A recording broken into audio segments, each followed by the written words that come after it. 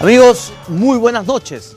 Nos reencontramos un domingo más aquí en Agenda Política en Canal N para conversar de los temas más interesantes de la semana y también de los que vendrán. Ha sido una semana complicada para el gobierno. Jauja, muertos, heridos y una marcha atrás en lo que significa los estudios para los aeropuertos en la zona. Pero además han habido otros temas adicionales, como el levantamiento del estado de emergencia en Conga, en Cajamarca, en 3 provincias de Cajamarca, todo lo que está relacionado con los estudios de impacto ambiental, la nueva organización que se hará cargo de aprobar estos estudios de impacto ambiental, además los temas de seguridad, en fin, en el Monzón hemos tenido también enfrentamientos con los cocaleros y erradicadores, de todo, como suele ocurrir lamentablemente en los últimos tiempos en el país. Hoy tendremos interesantísimas entrevistas. Nuestra primera entrevista será con el señor ministro del Ambiente, Manuel Pulgar Vidal. Con él conversaremos justamente sobre los temas relacionados a su sector. Estará también con nosotros en una entrevista el doctor César San Martín, presidente del Poder Judicial. Y también nos acompañará el señor ministro del Interior. Los asaltos a los bancos se han puesto nuevamente como hechos recurrentes en nuestro país, pero adicionalmente todo lo que significa las compras para la policía, los sueldos en la policía, en fin, varios temas que trataremos con el señor ministro del Interior. Nuestros 3 invitados, y ahora le damos la bienvenida ya al señor ministro del Ambiente, el doctor Manuel Pulgar Vidal. Señor ministro, muy buenas noches. ¿Cómo estás, Enrique? Qué gusto volver a verte después de tiempo, estaba perdiendo la costumbre. Así es, ¿no es cierto? Ya lo estamos extrañando. Pero viene justo usted para contarnos cómo van a hacer ahora con Gregorio Santos y para tratar de sentarlo en una mesa. Usted dijo en estos días que iban a insistir. ¿Es suficiente el levantamiento del estado de emergencia para sentarlo a Gregorio Santos? A ver, vamos al tema de la insistencia. Ten en cuenta, Enrique, que hoy día en este asunto hay unos facilitadores. Estos facilitadores han sido aceptados por el gobierno y también han sido aceptados por las autoridades regionales de Cajamarca. Los que haciendo la invocación, los que están facilitando este momento, que mira tú, no es un momento todavía de diálogo, es momento de definición de una agenda de diálogo futuro, que es una agenda de desarrollo, son los facilitadores. Gente obviamente de altísima reputación, Monseñor Cabrejos y el padre Garatea. Pero, y a ellos les va Santos a corresponder... ha dicho que ya no lo reconoce. Pero yo te estoy contestando a tu pregunta. Lo que quiero decirte es la calificación respecto a esta negativa, en su momento la tendrán que dar también los facilitadores. El levantamiento del estado de emergencia, lo han dicho ayer los dos, ayuda, contribuye a... Yo no creo que haya razón alguna adicional para nuevas excusas. Yo lo que sí veo, Enrique, y te lo decía antes de iniciar este programa, es que el presidente del gobierno regional de Cajamarca tiene que darse cuenta que con su actitud no solamente está generando un problema en Cajamarca con todas las estadísticas que muestran cómo está retrocediendo, lo que implica en el turismo, lo que implica en el consumo, lo que implica en el desarrollo. Yo creo que está haciendo retroceder 20 años el proceso de descentralización en el Perú. Un tema de análisis que no se ha hecho lo suficiente. Yo recuerdo mucho, Enrique, que cuando cayó el primer proceso de descentralización, el de la época de Alan García, cayó con ocasión de un problema minero alrededor de una mina que se llamaba la mina Turmalina en Piura.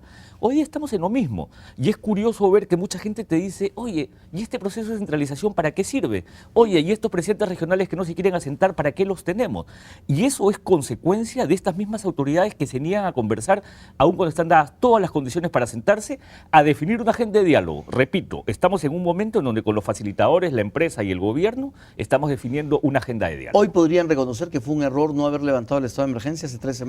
Porque considera que el tema de los estados de emergencia es algo que le corresponde al presidente del Consejo de Ministros y al ministro del Interior, y cuando las condiciones no son las apropiadas para levantarlo, toca entonces prorrogarlo. En este caso específico se están viendo que las condiciones son para que culmine, creo que culmina en realidad el día de mañana, para que no se prorrogue, pero ya lo dijo el presidente del Consejo de Ministros, vamos a estar muy atentos porque lo que no queremos es que nuevamente se dé una situación en donde lo que se pueda poner en riesgo son los bienes, la seguridad de las personas, los bienes públicos, los bienes privados, que finalmente es lo que nosotros tenemos que hacer.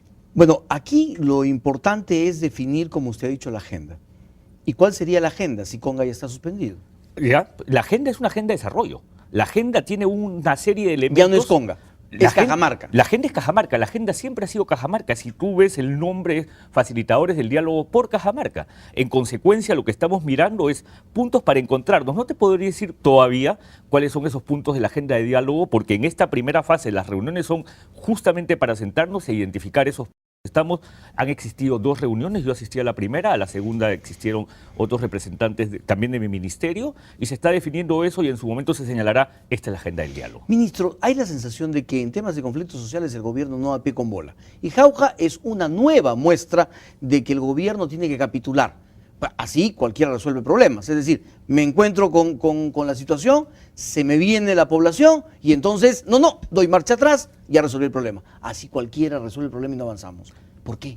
Yo no sé si es una capitulación y no sé si eso se lo podrías preguntar a alguien que está en el gobierno nacional, en el Poder Ejecutivo.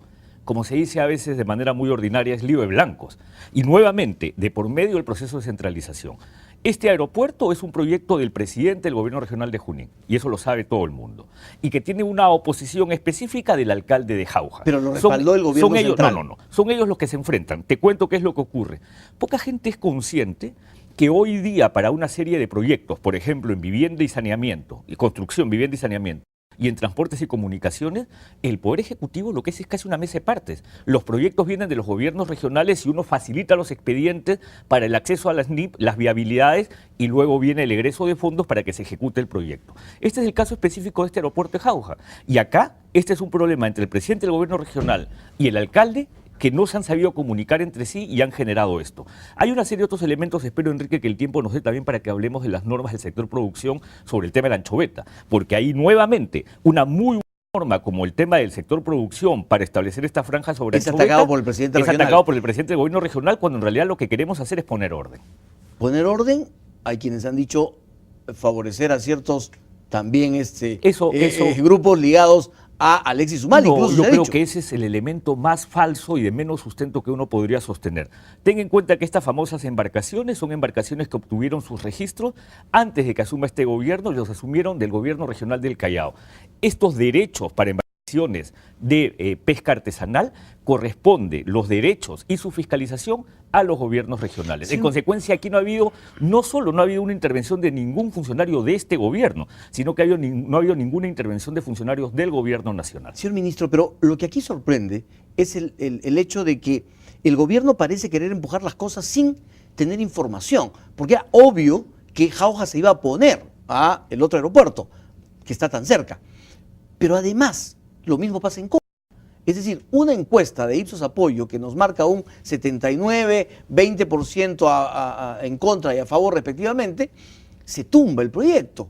No tenían información de Jauja, no tenían información previa de Cajamarca. ¿Habían hecho una encuesta ustedes que les determinaba más o menos cuál era el escenario que estaban enfrentando? Yo creo, vamos por partes a tu pregunta, yo creo que el gobierno nacional, incluso a diferencia de gobiernos del pasado, está asumiendo una serie de iniciativas y somos absolutamente conscientes que muchas de estas iniciativas implican romper viejos paradigmas y que al romper viejos paradigmas podemos estar sentando las bases de un conflicto. Y somos conscientes y tratamos de manejarlo de la mejor manera. Estamos hablando, y no solamente de proyectos extractivos, estamos hablando de un conjunto de normas, estamos hablando de los programas sociales como Pensión 65, que es injusto que ahora se trate de atacar un programa como Pensión 65 por una mala actitud de un alcalde como el de Supe. Pero, no es una sola, son varias y van apareciendo, pero además se supone que criticaron todo lo anterior, incluso le cambiaron de nombre al PRONA, porque justamente lo que decían era que estaba mal llevado, que había una serie de problemas.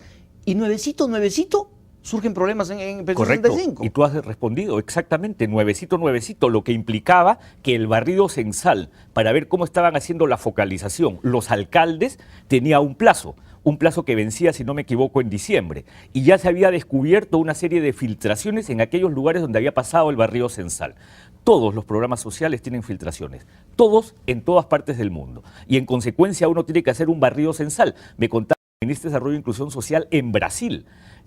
La filtración de los programas sociales son millones de personas en porcentaje. Entonces tú tienes que hacer barrido censal. ¿Sabes qué pasa, Enrique? Cuando tú me haces esta pregunta, que es básicamente lo que implica la reflexión de los medios, pareciera que lo que nos quieren decir es, señores, quítenle al alcalde esa competencia y entonces reasúmalo el gobierno nacional. No, si creemos en la descentralización, hay que permitir que ellos sigan haciendo la focalización, pero hay que hacer los barridos censales para ver dónde hay filtración y caerles con toda la fuerza de la ley a estos alcaldes. Pero no hay que desarmar los programas sociales por una situación como el de alcalde Supe. Estoy de acuerdo con usted. Sin embargo, lo que hay que hacer es, en todo caso, y ese era el fondo de la pregunta, enterarnos antes de las cosas para evitar que estar dando marcha atrás, enterarnos antes de cómo estaba el ambiente en Jauja, enterarnos antes de cuánto era la relación de los que estaban en contra y a favor en Cajamarca. Santos no ha dado ni un paso atrás. El gobierno ha retrocedido en todos los momentos. Somos, Enrique, completamente conscientes de los escenarios. Mira al punto que Quellaveco, que está resuelto. ¿Tenían ustedes la encuesta de Cajamarca? Las encuestas, han habido distintas encuestas. Nosotros teníamos una encuesta que mostraba que había un fuerte nivel de oposición en la población joven, pero la población adulta no había problema. ¿Les arrojaba este 79-20? A ver, nosotros no nos regimos por las encuestas, son simplemente referenciales. Pero sabemos que esta última encuesta es una encuesta que se ha limitado a ciertas regiones, porque en otras regiones los encuestadores no han podido entrar, tal como lo ha señalado la propia gente que creo que es de Ipsos. Bambamarca o Algayón, sí, la brecha hubiera sido mayor. No necesariamente, porque hay gente que está en la zona más cercana del entorno del proyecto. Pero nuevamente, las encuestas no son las que determinan que algo se haga o no se haga. Nosotros somos conscientes de los escenarios, sabemos además que los escenarios son cambiantes. Acabamos de cerrar Quellaveco, ¿y qué ha pasado ayer en Quellaveco, Enrique? Una marcha de agricultores en contra de una mesa cerrada ejemplarmente, una mesa muy bien dirigida. ¿Quién ha movilizado esta marcha? El jefe, el presidente del Frente Defensa, que en la reunión de cierre en la que yo estuve presente en Moquegua con el ministro de Energía y Minas, se votó en la mesa porque él no quería sentarse y quería hablar desde la tribuna. Y la gente le dijo, no señor, si usted quiere hablar, con votación usted debe sentarse. ¿Y qué acusó? De antidemocrático, aun cuando se había votado respecto a una participación ordenada. Entonces, los escenarios son escenarios variables y los tenemos absolutamente presentes.